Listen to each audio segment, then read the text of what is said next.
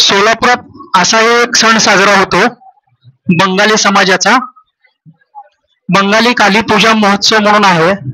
आपल्या चाटी गल्लीमध्ये जे शिवानुभव मंगल कार्यालय आहे तिथे बंगाली काली देवीची स्थापना केली जाते आणि 4 दिवस सतत इथं कार्यक्रम पूजा अर्चा असते. तरी सोलापूर वासियांनी काली मातेचे दर्शन घेऊन आशीर्वाद घ्यावे.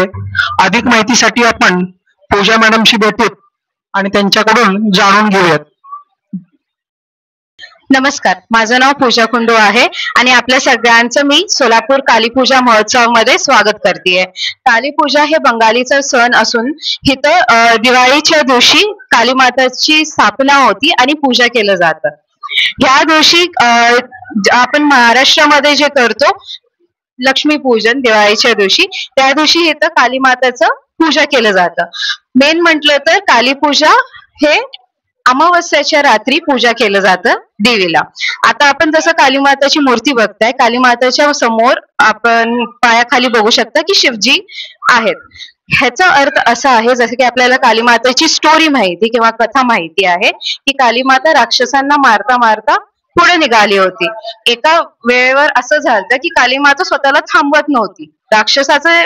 सगळे राक्षस मेले होते, तरी पण काली माता त्या रौद्र रूपात होती जिथं काली माता थांबत नव्हती. तर त्यांना थांबवण्यासाठी शिवजी त्यांच्या समोर असेच आडवे झोपले होते आणि ते चालता चालता काली माताचं पाय शिवजीच्या छातीवर पडलं, ज्याच्यामुळं काली माता तुम्ही जर बघितला तर जीभ बाहेर आली आहे की हे आपण काय केलं, आपण आपल्या नवऱ्याच्या छातीवर पाय ठेवलं. तर हे आपण म्हणतो की लग्न झालेल्या स्त्रिया जसं आपल्या नवऱ्यांना सन्मान देते, तर तसंच इथं दिलेलं आहे. आणि आता आपण बघितलं तर काली माताच्या गळ्यात राक्षसांच्या मुंडक्यांची माळा आहे आणि तसंही काली माताच्या एका हातामध्ये एक राक्षसाचं मुंडकं आहे आणि बरोबर त्याच्या खाली एक कोल्हा आहे. ह्याचा अर्थ असा आहे की त्या राक्षस तो स्पेसिफिक त्या राक्षसाला असं एक वरदान होतं की त्याचं रक्त जसंच भूमीवर पडेल तर तो परत जीवित व्हायचं. तर त्याला थांबवण्यासाठी तो कोल्हा त्याचं सगळं रक्त एकानंतर एक पीत गेला आणि तो काली माताच्या सोबत चालत होता. आणि आता चालतो आपण पुढं. काली माताच्या दोन्ही बाजूला रामकृष्ण परमहंस आणि त्यांची वाईफ हे दोघं आहेत.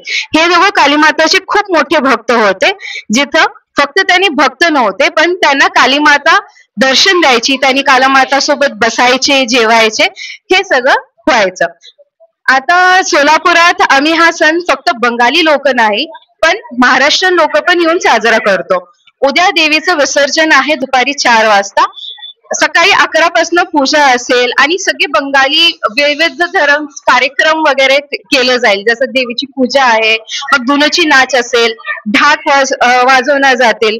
तर ह्या सगळ्या गोष्टींचा आपण येऊन इथं आनंद घ्यावं आणि देवी माचे दर्शन घ्यावे. धन्यवाद.